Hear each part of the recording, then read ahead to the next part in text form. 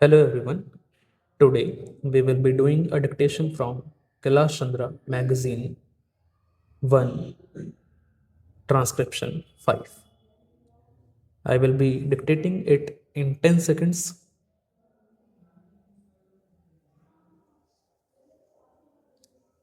5 seconds to go. Start. The Industrial Policy Resolution of 1948 was good as far as it went, but unfortunately, the spirit of it could not be understood or appreciated by the common man in this country.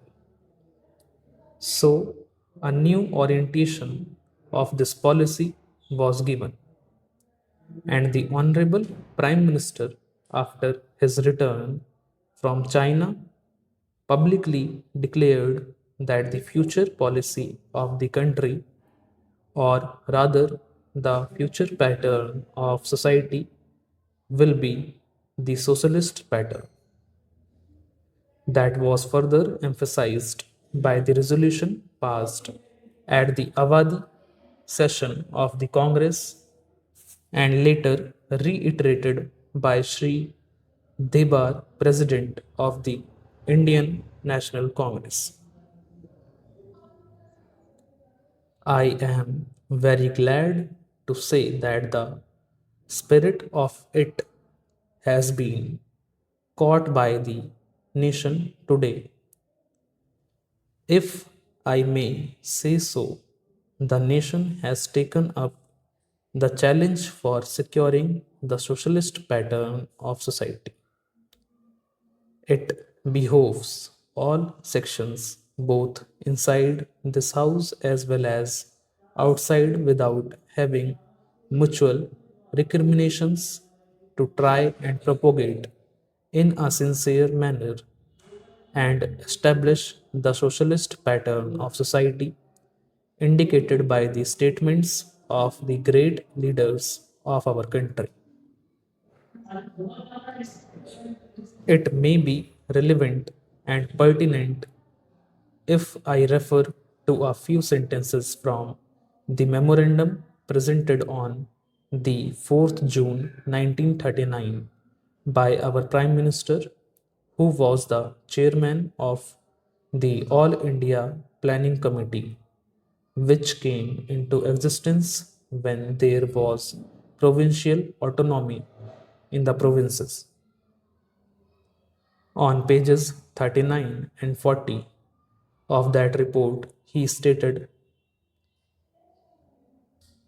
"It is clear that the drawing up of a comprehensive national plan becomes clearly an academic exercise with no relation to reality unless the planning authority or those to whom it is responsible are in a position to give effect to the plan. If this authority is powerless or circumscribed or restricted and has limited activities, it cannot plan. An essential prerequisite for planning is thus complete freedom and independence for the country and removal of all outside control. This implies that the country possesses in itself full sovereign authority to take any measures, adopt any policies, and form any relations with other countries as may seem best to its governing authority. In the interests of the country and its people, national independence is thus an indispensable preliminary for taking all the steps that might be found necessary for carrying out the 5 year plan in all its various aspects throughout the whole country."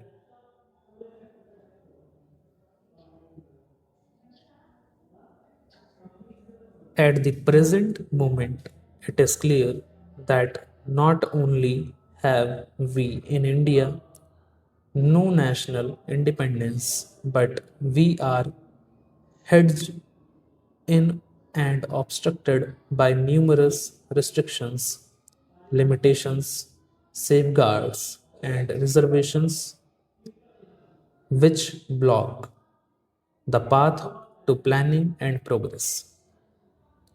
Our plan for national development must therefore be drawn up for a free and independent India.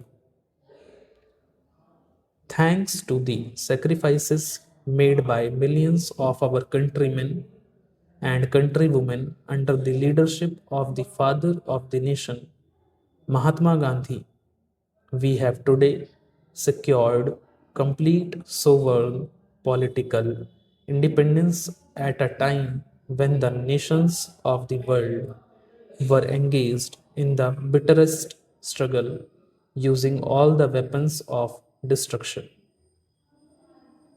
If, therefore, we have secured political independence during the period of a quarter of a century, it should not be difficult, especially when we are today masters in our own country, to secure a socialist pattern of society as has already been indicated.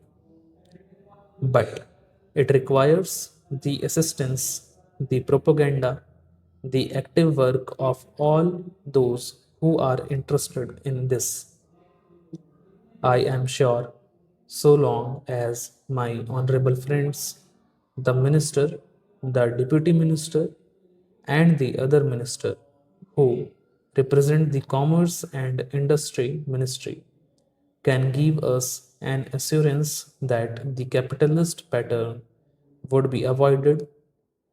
Some of us who believe in a cent percent socialist democracy give an undertaking that certainly totalitarian policy will not be introduced in this country, because we have believed all along during the fight that we have given to the British government when we secured political independence that we shall try to maintain democracy undiluted and a socialist democracy at that.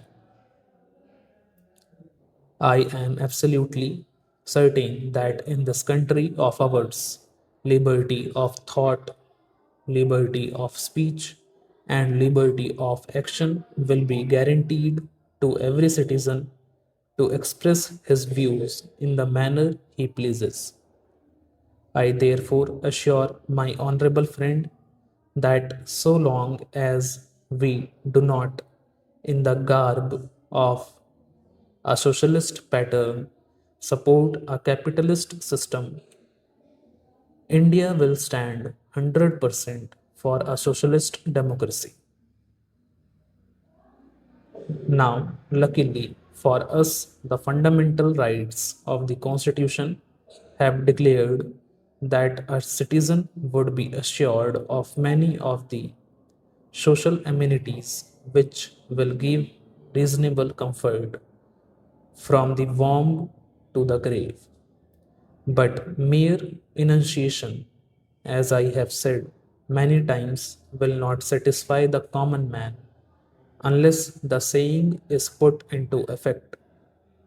I am absolutely certain, therefore, that so long as there is determination on the part of our countrymen, we will be in a position to secure a socialist pattern of society. It is not even possible to draw up a plan on any other basis.